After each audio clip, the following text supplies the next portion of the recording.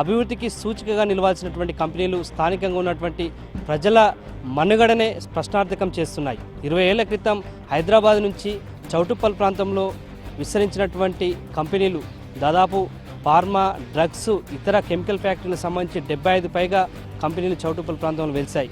అయితే ఈ కంపెనీలు ఏర్పాటైన తర్వాత స్థానికంగా ఉన్నటువంటి భూగర్భ జలాలు పూర్తిగా కలుషితమయ్యాయి. దీంతో సాగునీరు, త్రాగునీరు అందక ఇక్కడ ఉన్నటువంటి ప్రజలు నానా ఇబ్బందులు పడుతున్నారు. అంతేకాదు ఇక్కడ ఉన్నటువంటి కాలుష్య కారకంతో చౌటుప్పల్ ప్రాంతం మరో పటాన్ చెరువుగా మారబోతున్నటువంటి పర్యావరణ నివేదికలు సైతం స్పష్టం చేస్తున్నాయి. ఈ నేపథ్యంలో చౌటుప్పల్ ప్రాంతంలో ఎటువంటి పరిస్థితులు ఉన్నాయి, ప్రజలు పడుతున్నటువంటి ఇబ్బందులు ఏంటి, ఇదే ఇవాల్టి హెచ్ఎంటీవీ జనం మనం.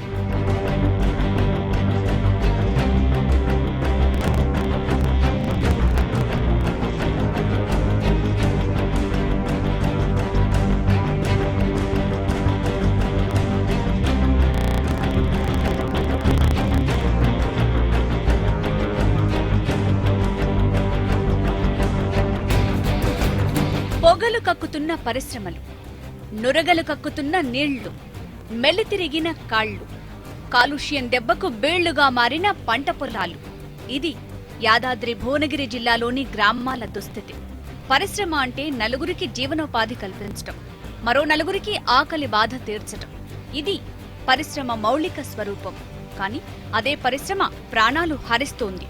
పచ్చని గ్రామాలను బుగ్గిపాలు చేస్తున్నాయి యాదాద్రి భువనగిరి జిల్లా చౌటుప్పల్ రెవెన్యూ డివిజన్ ప్రాంతంలోని పరిశ్రమలు. ఇక్కడి పల్లెలను పరిశ్రమలు కాలుష్యంతో ముంచెత్తుతున్నాయి. దీంతో ఇక్కడి గ్రామాల ప్రజల భవిష్యత్తు ప్రశ్నార్థకంగా మారుతోందనే ఆందోళన వ్యక్తమవుతోంది.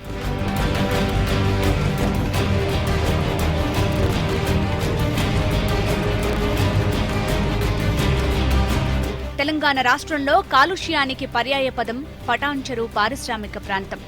అక్కడ పరిశ్రమలు నిబంధనలకు నీళ్లొదలటంతో పీల్చే గాలి, తాగే నీరు, పంటలు పండే నేల అన్నీ కలుషితమైపోయాయి.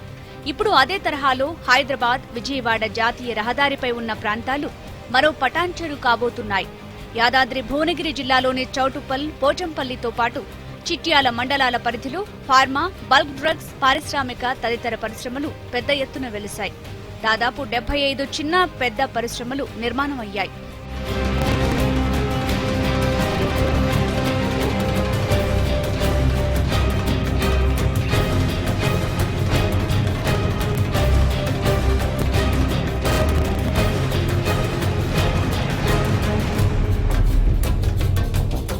యాదాద్రి భువనగిరి జిల్లా పరిధిలోకి వచ్చే ఈ ప్రాంతాల్లో పరిశ్రమలు ఓ క్లస్టర్లో కాకుండా ఎక్కడ పడితే అక్కడ ఏర్పాటయ్యాయి. ఇందుకు కారణం పరిశ్రమ అధిపతులే కాదు, వీటికి అనుమతులిచ్చిన అధికారుల పాత్ర కూడా. అవినీతికి ఊతమిచ్చినట్లు కనిపిస్తోంది.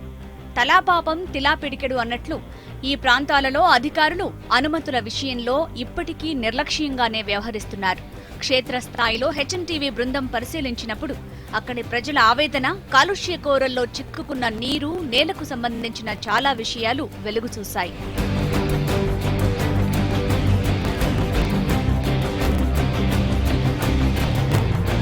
హైదరాబాదు మహానగర విస్తరణ తర్వాత హైదరాబాద్ చుట్టుపక్కల ఉన్నటువంటి కంపెనీలు ఈ చౌటుప్పల్ ప్రాంతంలోకి దాదాపు 20 ఏళ్ల క్రితం రావడం జరిగింది. ఆ తర్వాత దాదాపు 75 పరిశ్రమల వరకు భారీ స్థాయి పరిశ్రమలు చౌటుప్పల్ చుట్టుపక్కల ఉన్నటువంటి గ్రామాల్లో వెలిసాయి. అయితే అభివృద్ధి పేరుతో వచ్చినటువంటి కంపెనీలు, ఉపాధి కల్పించేందుకు వచ్చినటువంటి కంపెనీలు ఇక్కడ ఉన్నటువంటి రైతులను నష్టాల పాలు చేస్తున్నాయి. మనం ప్రస్తుతం చౌటుప్పల్ దగ్గర ఉన్నటువంటి గ్రామంలో చూసినట్టయితే వాటర్ చూడొచ్చు, భూగర్భ జలాలన్నీ కూడా నురగలు గక్కుతున్నటువంటి పరిస్థితి కనిపిస్తున్నది. ఈ నీటితో వ్యవసాయం చేస్తే పంటలు పండట్లేదని కూడా రైతులు ఆరోపిస్తున్నారు. మనతో ఈ బోరుకు సంబంధించినటువంటి రైతు మాట్లాడడానికి మనతో ఉన్నారు. కంపెనీలు ఎప్పుడు ఏర్పాటైనాయి, అంతకుముందుకు మీకు వ్యవసాయం ఎట్లా ఉండే, ఇప్పుడు ఎట్లా? అంతకుముందు బాగుండేనండి. అంతకుముందు మేము ఇక్కడ ఈ బావుల దగ్గర వాటర్ తాగేది మేము న్యాచురల్గా. ఇప్పుడు ఫిల్టర్ వాటర్ చేసుకొని కూడా తాగలేకపోతున్నాం. మాకు కంటి చూపు, ఎముకలు అరిగిపోవడం, నరాల బలహీనత, రకరకాల చిన్న పరంగా ఏం నష్టం జరుగుతుంది ఈ కంపెనీలు ఏర్పడడం కావడం వల్ల? వ్యవసాయం మేము నాటు పెట్టినా కానీ అది ఏనుకోవట్లేదు, పచ్చగా కావట్లా, ఎండిపోతుంది. మొత్తం వరిగడ్డి లెక్క మారి దానికి పురుగు, ఈ కెమికల్ వల్ల పంట దిగుబడి నాకు 20% కూడా రావట్లేదు. దీనికి అనుగుణంగానే పశు సంపద ఉంటుంది కదా, డైరీ ఫామ్ పెట్టుకోవడం కానీ, పశువుల అవి ఎట్లా ఉన్నాయి? అసలు పశు సంపద కూడా కనిపిస్తుంది. పశు సంపదతో బతుకుదామన్నా కానీ గేదెలు ఎదకొచ్చి కట్టట్లేదు. ఒక్కొక్క గేదెని 5-5 సార్లు 6 సార్లు కట్టించినా కానీ కట్టట్లేదు. ఒకవేళ కట్టినా కానీ అవి పాలివట్ల అనుకోకుండా కొన్ని వ్యాధుల బారిన పడి చనిపోతున్నాయి. మనం చూడొచ్చు ఇక్కడ అంటే కంపెనీలు ఏర్పాటు కాకముందుకు ఇక్కడ ఉన్నటువంటి ఒక రైతు వ్యవసాయం చేసి ఇప్పుడు ప్రస్తుతం ఏం చేస్తుండే, తనకు ఉన్నటువంటి భూములు ఏం సాగు చేస్తున్నటువంటి పంటలు తీస్తుండే మనతో మాట్లాడుతున్నా. ఏం పేరండి మీ పేరు? సుర్కా కృష్ణారెడ్డి. ఎట్లుందండి మీకు ఇప్పుడు కంపెనీ? ఈ కంపెనీ వాళ్ళ ద్వారా మంచిగా మాకు పంటలు మంచిగా ఎకరానికి 7 ఫుట్ పనిచేయి. ఇప్పుడు మొత్తం పంట పడకుండా ఇది ఇగో కంచి చేస్తే కంచె వెళ్ళిపోయింది. వాడు అడకలు చేస్తే మొత్తం మారిపోయింది. సబ్బు అనుకున్నా 2 బర్రెలు ఉండే మొత్తం ఆ కడతలేవు ఈతలేవు. ఆ బర్రెలు అమ్ముకున్నా ఇక సబ్బు అనుకుంటే ఏం చేయాలి? మనం చూడవచ్చు ఈ పొలానికి సంబంధించి ఇక్కడ వరి పంట వేయడం జరిగింది. ఇక్కడ అయితే భూగర్భ జలాలు కలుషితమై కాలుష్యకారకంగా మారినటువంటి నేపథ్యంలో పంట కూడా అంతా ఎండిపోయి ఇక్కడ పశువులు కూడా మేపైనటువంటి పరిస్థితి కనిపిస్తుంది. మొత్తం ఎండిపోయినటువంటి సందర్భం కనిపిస్తుంది. ఇటువంటి పరిస్థితి ప్రధానంగా కంపెనీల ఏర్పాటు వల్ల, అయితే కంపెనీల ఏర్పాటుతోటి అనుమతులను నిబంధనలను విరుద్ధంగా పనిచేస్తూ అలాగే కంపెనీలకు సంబంధించి వ్యర్థాలను వదలడం ద్వారా భూగర్భ జలాలు కలుషితమవుతున్నాయి. అలాగే కాలుష్య కోరలో చుట్టుకున్నటువంటి పల్లెల్లో వ్యవసాయం కూడా చేయలేని పరిస్థితి కనిపిస్తున్నది. ఒకవైపు ఉపాధిని చూపించినటువంటి పరిశ్రమలు పరోక్షంగా ఉపాధిని కూడా దెబ్బతీస్తున్నాయి. ఎందుకంటే వ్యవసాయానికి అనుబంధంగా ఉన్నటువంటి అనేక మంది రైతు ప్రజలు కూడా ఇక్కడ పంటలు వండక వలస వెళ్లాల్సిన పరిస్థితి ఏర్పడుతుంది.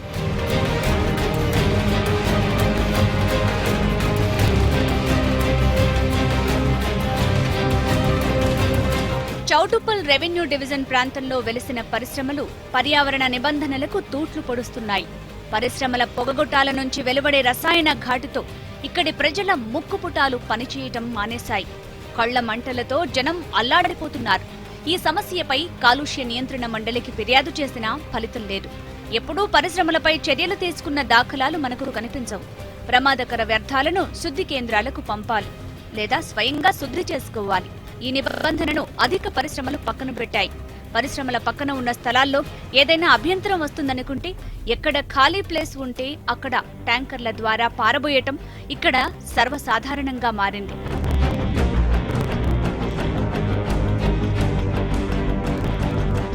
ఫలితంగా చౌటుప్పల్ రెవెన్యూ డివిజన్ ప్రాంతంలో పరిశ్రమలు ఇష్టారాజ్యంగా వ్యవహరిస్తున్నాయి. పట్టించుకునే అధికారులు కూడా లేకపోవడంతో అక్కడ నీరు ప్రధానంగా కలుషితమవుతోంది.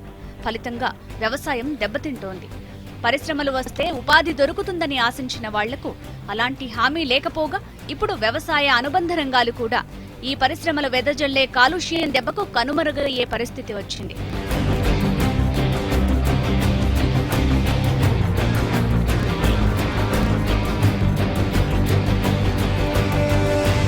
చౌటుప్పల్ రెవెన్యూ డివిజన్ ముందు నుంచే ఫ్లోరైడ్ సమస్యను ఎదుర్కొంటోంది. దీనికి తోడు పరిశ్రమల వ్యర్థాలను భూమిలోకి డంప్ చేయడంతో భూగర్భ జలాలు పనికి రాకుండా పోతున్నాయి. వివిధ గ్రామాల ప్రజల నుంచి వెల్లువలా వచ్చిన ఫిర్యాదులతో అధికారులు రంగంలోకి దిగి చౌటుప్పల్, చిట్యాల, పోచంపల్లి మండలాల్లోని పలు గ్రామాల్లోని బోర్ల నుంచి నీరు తీసి పరీక్షించారు. సాధారణంగా లీటర్ నీటిలో కరిగి ఉన్న పదార్థాలు అంటే టోటల్ డిజాల్వ్డ్ సాలిడ్స్ 500 మిల్లీగ్రాములు ఉండాలి.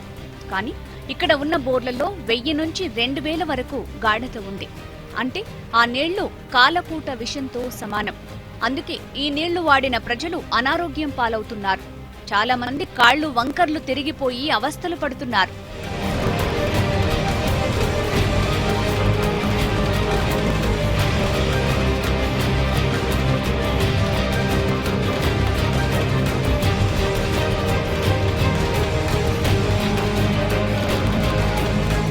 ఒకప్పుడు వ్యవసాయ ఆధారిత ప్రాంతమైన ఇక్కడి ప్రజలు పరిశ్రమ కాలుష్య ప్రభావంతో పచ్చని పొలాలు బేళ్లుగా మారిపోయాయి.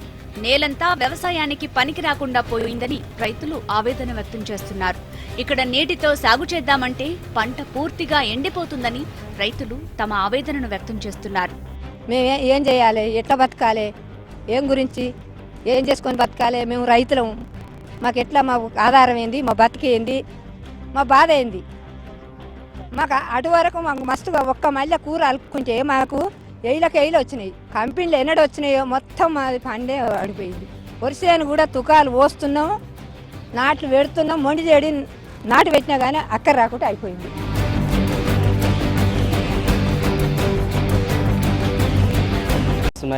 నిల్వ నీడలకు చేస్తున్నాయి.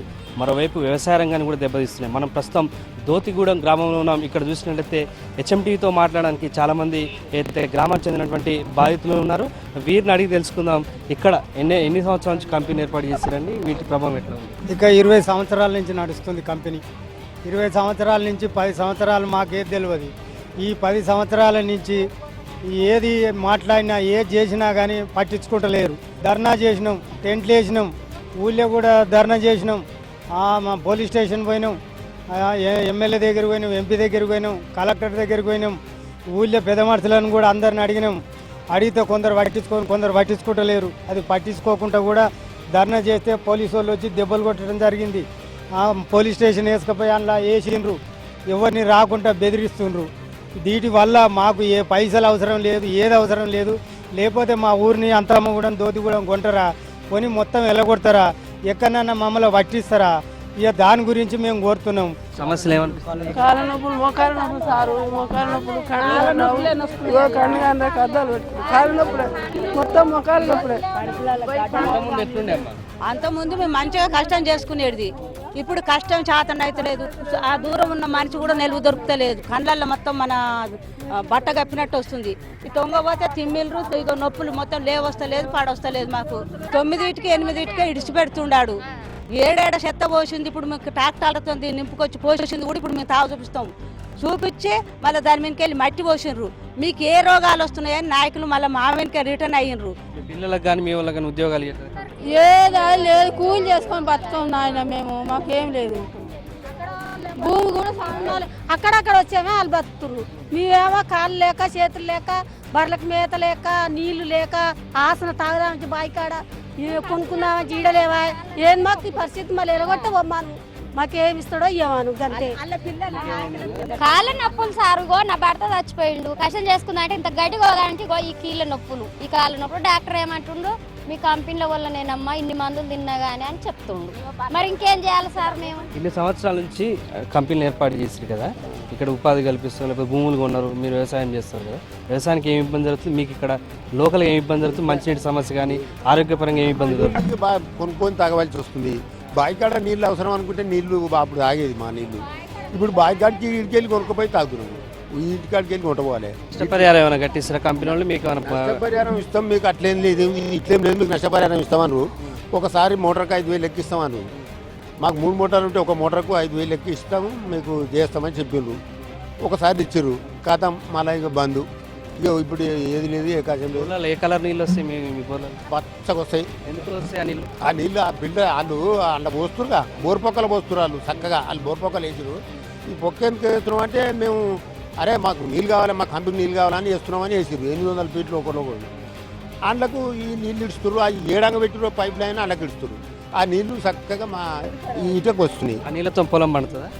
పంతలేదు, నీళ్లు పండగనే అలా చూపించినాం, వచ్చిర్రు చూసిరు. నీకు ఎన్ని ఎకరాలు ఉంది మొత్తం? ఇప్పుడు అదేం చేస్తారు? అక్కడ ఏం చేస్తారు? 15 ఎకరాలు ఉంది. ఏం సాగు చేసి? ఇప్పుడు వర్షం పెట్టాం.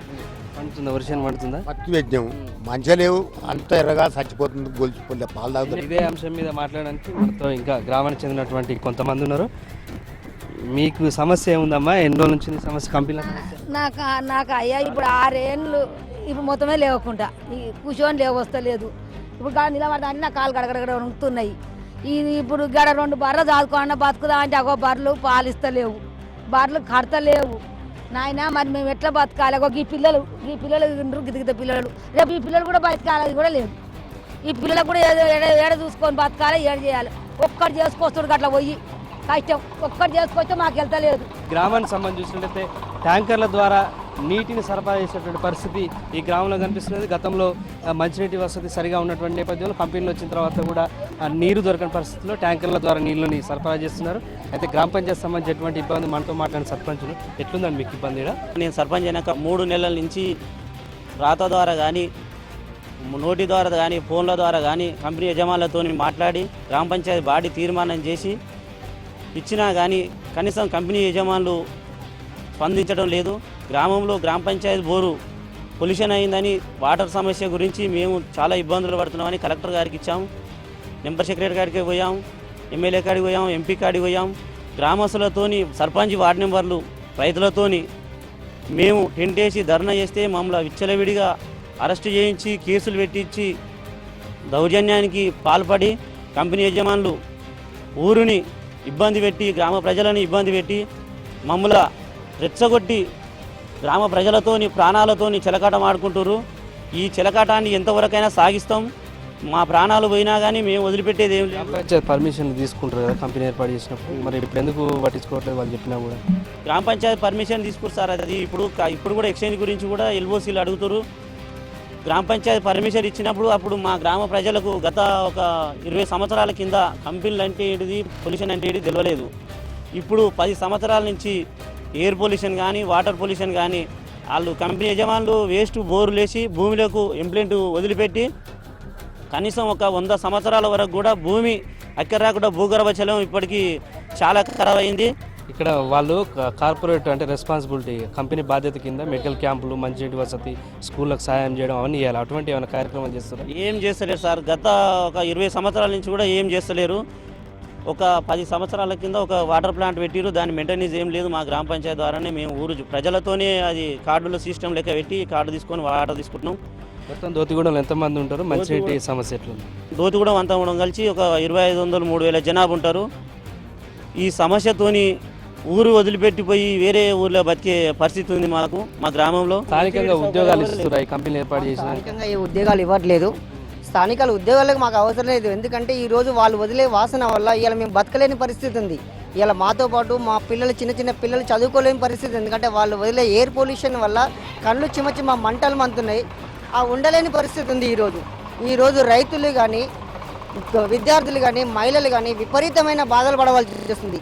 రాజకీయ నాయకులతో కుమ్ముక్కయి కంపెనీ యజమాన్యాలు ఇలా దౌర్జన్యంగా వారు ఊరు ప్రజలను వాళ్ళు విచ్చలవిడిగా వాళ్ళ జీవితాలతో చెలగాటం ఆడుకుంటున్నారు. వాళ్ళు ఈరోజు విద్యార్థుల సంగతి కొని రైతుల సంగతి మాత్రం మరీ దయనీయంగా ఉంది. ఎందుకంటే ఈరోజు జల కాలుష్యం వల్ల పంటలు పండట్లేదు, బర్రెలు పాలివ్వట్లేదు.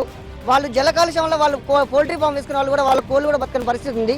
ఈరోజు ఈ దోతిగూడ సంబంధించి చూసినట్లయితే చౌటుప్పల్ ప్రాంతంలో అయితే కంపెనీలు ఏర్పాటు చేసి ఉపాధిని కల్పించేందుకు ఏర్పడినటువంటి కంపెనీలు మొత్తం పూర్తిగా దాదాపు చౌటుప్పల్ రెవెన్యూ డివిజన్ పరిధిలో ఉన్నటువంటి గ్రామాల్లో దాదాపు 75 ఫార్మా డ్రగ్స్ ఇతర కెమికల్ ఫ్యాక్టరీకి సంబంధించి నెలకొల్పడం జరిగింది. అయితే అవన్నీ కూడా పర్మిషన్ తీసుకొని అక్రమంగా ప్రస్తుతం పొల్యూషన్ కారణమవుతున్నాయి. దీనికి సంబంధించి దోతిగూడెం గ్రామంలో చూసినట్టయితే ఇటువంటి స్పందన వస్తుంది. ఈ కంపెనీలకు సంబంధించి అనేక సార్లు ఉన్నతాధికారులకు ప్రజాప్రతినిధుల దృష్టికి తీసుకెళ్ళినా కూడా ఎవరు పట్టించుకోవాలని చెప్తున్నారు. మరోవైపు కంపెనీలు వెళ్తున్నటువంటి కాలుష్యంతో భూగర్భ జలాలు కలుషితమై అలాగే అబార్షన్లు కావడం, అలాగే శ్వాసకోశ వ్యాధులు, కిడ్నీలు ఫెయిల్యూర్ కావడం, లివరు, గుండె జబ్బులు, మొఖాల నొప్పులు ఇవన్నీ కూడా తోడవుతున్నాయి. దీంతో ఇక్కడ ఉన్నటువంటి ఫ్లోరైడ్ కంటెంట్ కూడా పెరిగి మొత్తం భూగర్భ జలాలు పెరిగిపోయినటువంటి నేపథ్యంలో ఈ భూగర్భ జలాలకు సంబంధించి కలుషితం అలాగే ఫ్లోరైడ్ తోటి పంటలు పండక ఇక్కడ ఉన్నటువంటి పశు సంపద కూడా దెబ్బతిన్నటువంటి పరిస్థితి ఉందని దోతిగూడెం వాసులు తమ ఆవేదనను వ్యక్తం చేస్తున్నారు. పక్షుల కిలకిల రావాలతో పడవిల్లాల్సినటువంటి పచ్చని పల్లెలు కాలుష్యపు కోరలో చిక్కుకున్నాయి. చౌటుప్పల్ ప్రాంతంలో వెలిసినటువంటి ఈ కాలుష్య పరిశ్రమల నుంచి వచ్చేటువంటి రసాయన వ్యర్థాలతో భూగర్భ జలాలు కాలుష్యమయ్యాయి. అంతేకాదు ఇక్కడ ఉన్నటువంటి వాతావరణం, ఇక్కడ ఉన్నటువంటి ప్రకృతి అంతా కూడా కాలుష్యమైపోయింది. ఈ నేపథ్యంలో త్రాగు సాగునీటికి ఇబ్బందులు కాకుండా మనుషులకు నానా రోగాలు వస్తున్నాయి.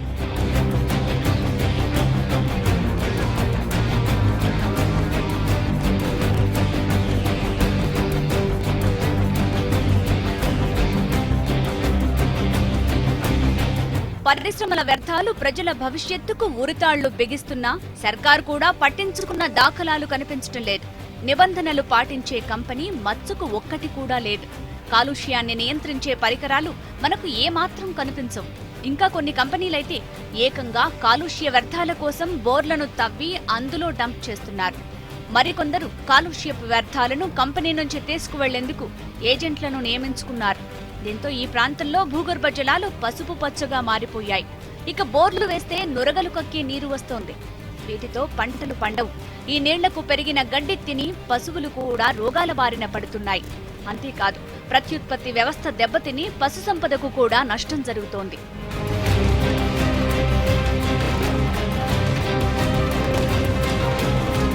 ఇక్కడి పరిశ్రమలు ఏర్పాటు చేసే సమయంలో జరిగే ప్రజాభిప్రాయ సేకరణలు కంపెనీలు అన్ని నిబంధనలు పాటిస్తామని చెప్తాయి. కానీ కంపెనీ ఏర్పాటు విస్తరణ తర్వాత రెచ్చిపోతాయి. విచ్చలవిడిగా కాలుష్యానికి కారణమవుతున్నాయి.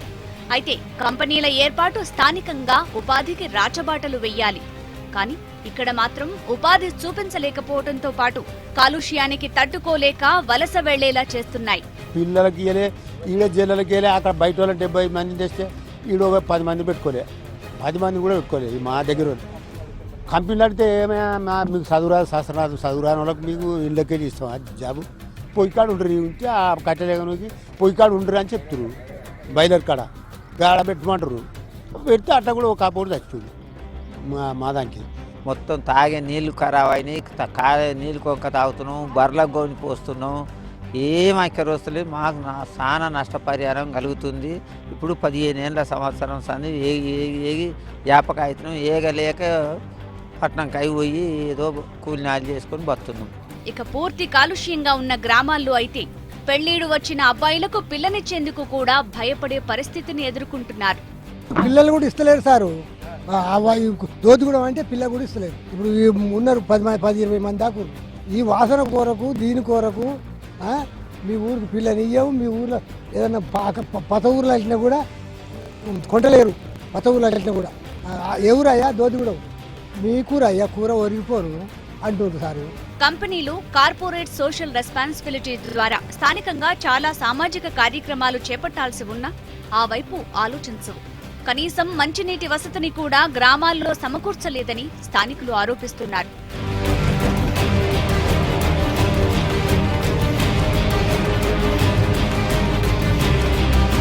అయితే చౌటుప్పల్తో పాటు చిట్యాల, పోచంపల్లిలలోని పరిశ్రమల నుంచి అందిన కాడికి పుచ్చుకుని సహకరించే అధికారులతో పాటు అధికారంలో ఏ పార్టీ ఉన్నా దీనికి ప్రతిపక్ష పార్టీల నేతలు సైతం ఎంతో కొంత తీసుకుని ఆయా కంపెనీలకు వత్తాసు పలుకుతున్నారని జనం ఆరోపిస్తున్నారు. అధికారుల అండదండలతోనే పరిశ్రమల ఆగడాలకు అడ్డు అదుపు లేకుండా పోయిందని అంటున్నారు.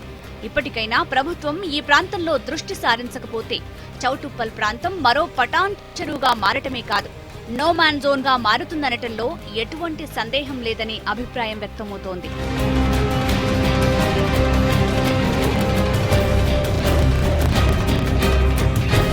చౌటుప్పల్ ప్రాంతంలో వెలిసినటువంటి పరిశ్రమల నుంచి వచ్చేటువంటి వ్యర్థాల నుంచి తమను కాపాడాలని స్థానికులు కోరుతున్నారు.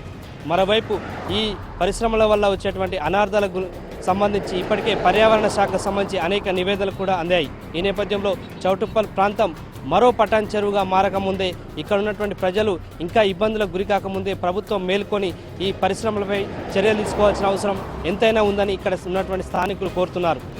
ఇది HMTV ఈ వారం జనం మనం. చౌటుప్పల్ ప్రాంతం నుంచి కెమెరామెన్ రవితో అశోక్, HMTV, యాదాద్రి భువనగిరి జిల్లా.